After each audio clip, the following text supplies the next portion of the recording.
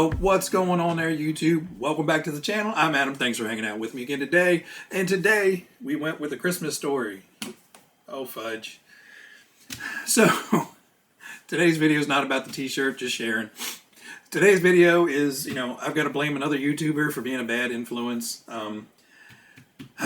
This time it was John Holmes. Normally I learn a lot from John. He is like, I'm here with electronics and motor knowledge and stuff, and he is like 835 million levels above me. So there's a lot of times I'm watching John's video just kind of drooling and nodding along like I know what the hell he's talking about, but I just kind of follow along. Other times I actually learn something. But anyway, that's not about what we did. He convinced me that I need to go buy something that I probably didn't need to buy. So recently I had a video of this, what is it? Yakishu, something like that. It's a WPL truck, just rebranded. This is the C14R, I believe. Like I said, it's just a WPL rebranded truck underneath this new Yakishu name. But they had them on Amazon. I think they were listed for like $80, but they had like a 20% off or something like that coupon. So it was like $60. And I said, I don't need that, but it looks kind of fun, so we'll check it out. So I bought one. So this is the truck as it comes out the box. I have not done anything to it except take it out of the box and look at it. You get this little teeny tiny toyish remote. It works. It basically has adjustable steering trim on it, and that's it. The little wheel is comical and not very grippy. So, but again, I didn't buy this to be a competition truck at all, ever, not even close. But, it's enough to get it running and moving around. You get your USB charger, you get your tiny little WPL, it's actually a WPL branded battery, 500 milliamp, 7.4, I believe lithium ion pack. This one amused me a lot because it says it includes your owner's manual and guide. And this is in 2 languages. So this is your entire English user manual guide. It shows you how to use the controller and tells you how to turn the truck on and charging the battery. We'll put that over there. You get a baggie of stuff. So you get some WPL stickers, the lights, a few little stripes and stuff on there, but mainly in here is all the accessories, the wipers, the door handles, the mirrors, all that good stuff. Is all on these little parts trees. They give you a teeny tiny little screwdriver to do things with. But why did I buy it? This is not going to be a rock crawler. This is not going to be a fast one. This is not going to be a track truck. I bought this solely to make it look like crap. Literally, that's what I'm planning on doing. We're going to take this, and I've stuck a battery in it to make sure everything works. The lights come on. The car works. Not spectacularly, but it does work. The suspension is actually pretty good. It's not jiggly like the SCX 24s are. It's got a little weight to it. This is comical. So that's about the max steering, if not maxed out more than max. And you can basically almost turn the steering back straight. There's enough play in the front end. And it's not just the steering. Actually, it's not really even the steering at all.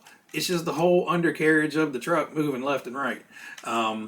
It's just the whole linkage system is just made out of jello down there. And it doesn't get any better back here, it wiggles and woggles and, again, didn't buy it for Performer. I bought this as a blank canvas. We're going to rip the body off. We're going to rip the interior out. We'll do some paint magic on it. May tear it up. I don't know. I'm probably going to replace these tires because they are rather hard and not terrible. But they're kids' toy tires. They're not pliable. They're not squishable. They're not going to be grippy. And actually, I just popped one off the wheel over here, pushing on it. So I'm going to see about trying to change out the tires. And the wheels, stuck with the wheels because these are the WPL on, screw-on type. So we're just going to paint those up. So yeah, we're just going to, get funky with this thing. It's probably going to get some dents in it. It's definitely going to get weathered. and gnarly looking. I did like that the only lights it has on it is the front headlights, and the front headlights are actually a very, dim yellow. Actually, let me put the battery in and show you. So your little battery goes in back here. There's a little flip off lid. Shoop-a-doop-a-doo. And you just stuff it in here. There's enough room in here for 3 of those batteries. And you turn on your little controller, it blinkies at you and tells you the truck's not on. Reach up underneath, turn the truck on, it binds, and you have these really nice looking, almost amber headlights. They're the very, very warm, light yellow headlights like the truck would have. It comes with a horn. Oh, no, that's the speed controller, my bad. But, I mean, it works. The steering, it's not Austin Powers steering, but, you'll get it turned around. But yeah, again, didn't buy it for its performance. I bought it for its looks, and it looks fantastic.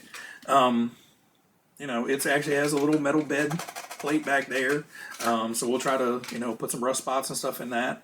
Plan on taking the red toolbox and painting that white, rusting that up so it looks more like a old toolbox that would be in the back of a bed. Truck, not sure what color we're going with that, but we're gonna strip, basically clean this off, paint that with a couple different things, some paint, start sanding through, weathering it.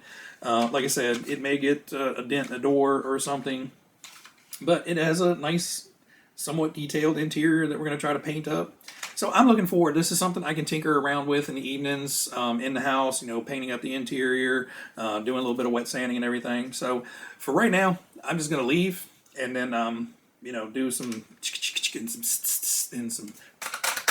and make it look something like it doesn't now. So we'll be back when it looks like something different. All right. Well, it's still in parts.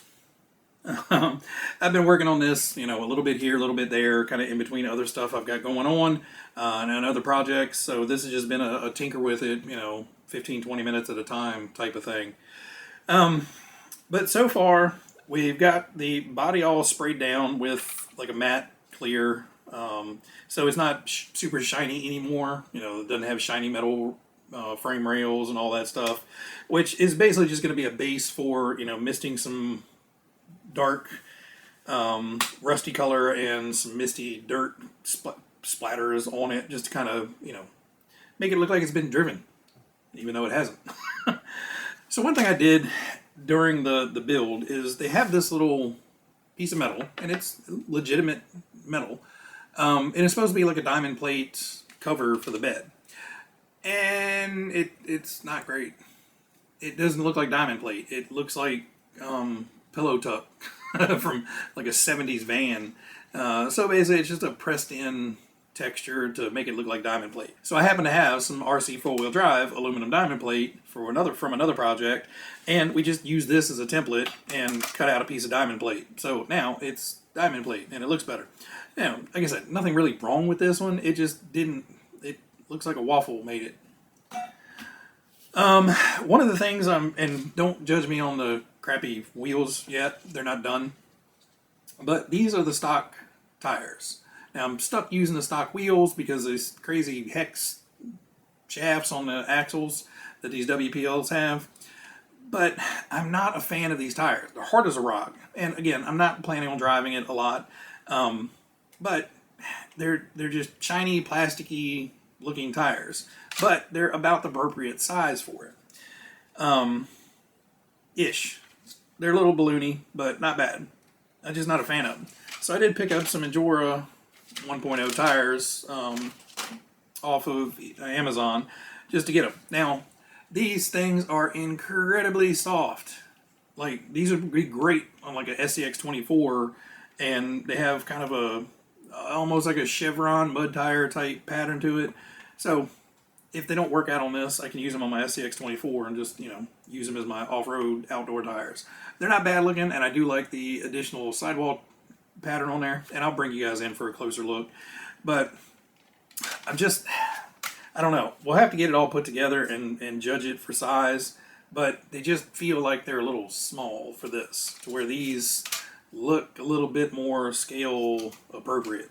Now, I'm sure I could find bigger tires on Amazon, and you know, but this is just a budget fun truck to build. I'm not trying to get competitive and actually take this thing out doing much actual crawling, so we'll have to see about that. So let me get the camera over here and look down on this stuff so you guys can look a bit closer, because the body looks like crap, but kind of supposed to, so I think I'm doing it right. But we've done some work on the interior and everything else, and I'll bring you in a little bit closer. Okay, so again, don't worry about the wheels. They still have more paint work to go, and the camera is making them look very bright and gross and orange. They're not that bad in real life. But these are the stock tires, so they're fairly wide, and you know, they look appropriate sized for the rim. But they're very shiny, they're very, you know, hard and rigid, and it's not great. And then these are the Endura ones, so super soft, like kind of like chewed bubblegum soft. But you know, they hold up the truck fine, and you know, it's not going to be a weight issue with them. But they do have a nicer sidewall, and you know, I don't know. We'll have to see on that. But you know, the frame is still a little shiny, so we're going to get some paint all up on this, and a little bit of and some sprinkles and all that stuff to make it look like an old rusty, you know, frame. Here is the diamond plate I was telling you about, and you can see it against this is like, you know, it's like rounded over. They use something to stamp in the thing to where this actually has the diamond plate pattern with it. So that's why we went with that. Interior wise, I didn't do a whole lot. We just kind of, you know, stipple painted the seats to make them look, you know, like they were fabric-y or something. And in the dash, we just kind of dry brushed some color on there to pick up accents. I painted in a couple little circles and some like little gauge looking things in here, and then just use a fine tip Sharpie to make some markings on there. You know, they're not accurate, they're not great, but it works. And let's see, what did I do? I guess it's just silver Sharpie on here, and then again just dry brushing over top of that, touch of silver Sharpie on a few things over here, a little bit of red, just, you know, just to give it enough accent to make it, when you look in the window, you'll actually see an interior and it's not just black plastic.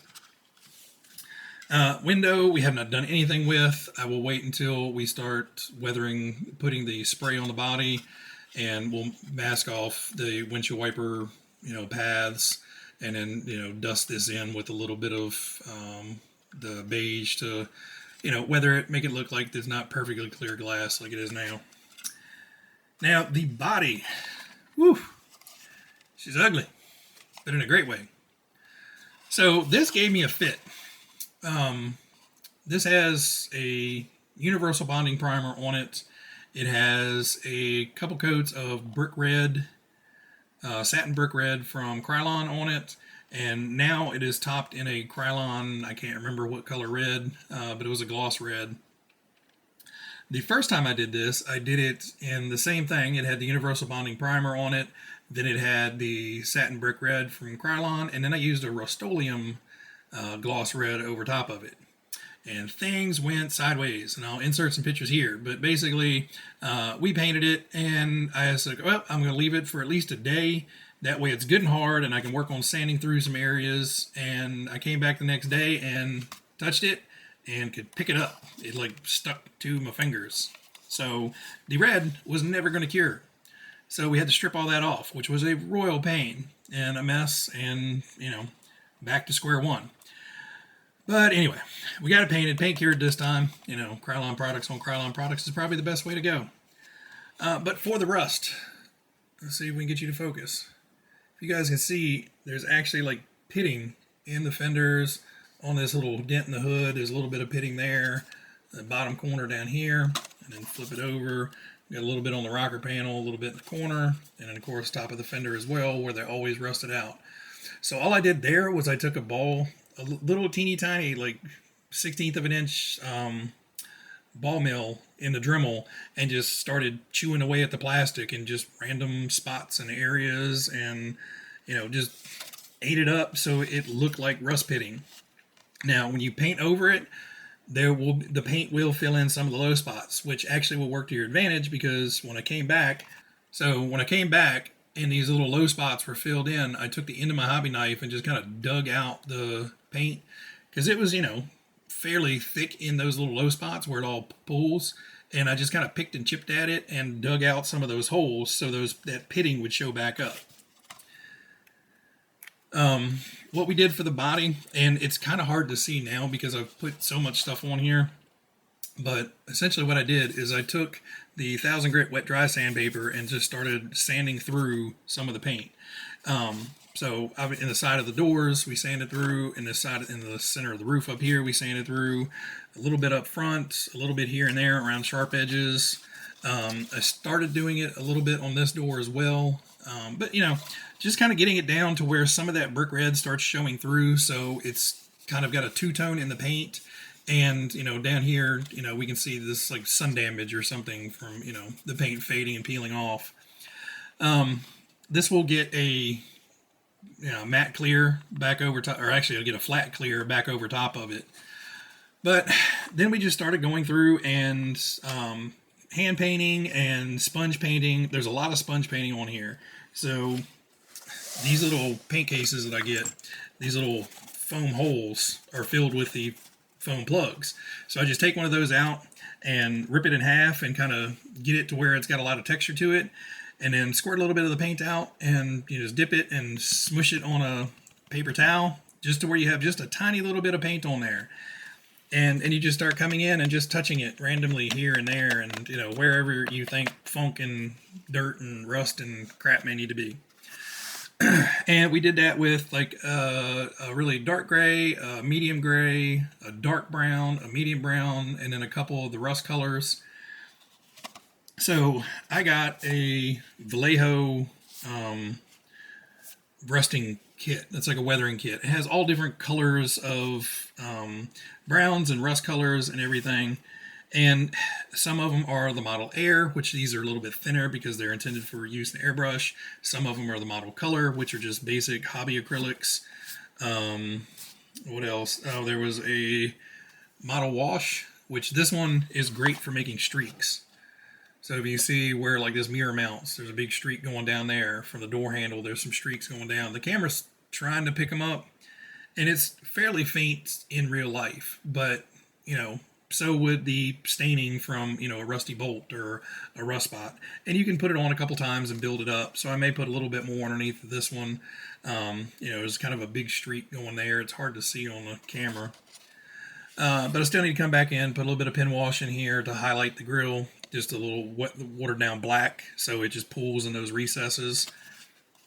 And, do a little bit more touch-ups on it. And then I can spray it, seal it with the matte varnish or the flat varnish. And then if we want, we can come back and add a little bit more. But what I want to do is spray it and get it sealed in with the clear varnish, and then start brushing on some of the dirt. So in the frog video where I weathered that body, basically I used these two colors. This is the Vallejo Model Air Sand Ivory 71075 or RAL 1001. But that is the color I used for the overall dusting of the truck or the buggy. And then I came back in with the Vallejo Model Air 71029 Dark Earth. And this is when I turned the airbrush down really low and, kind of gave it that splattery, sputtery effect to put some mud on there. And then I cranked it back up a little bit higher to, fill in like underneath the wing and stuff like that.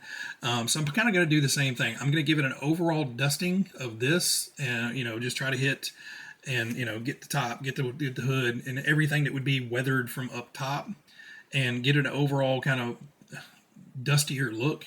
And that's what we'll also kind of hit the windshield with a little bit. So I'll put some on, and I'll put the windshield in. We'll mask off for the windshield wipers and put that masking tape on, and then we'll hit it a little bit more just to cloud it up just a tiny bit. And then we'll come back in with this, the darker one, and hit it from underneath and just start going. and doing that. And then, like I said, we can also touch in, add a little bit more brightness or darkness to the rust.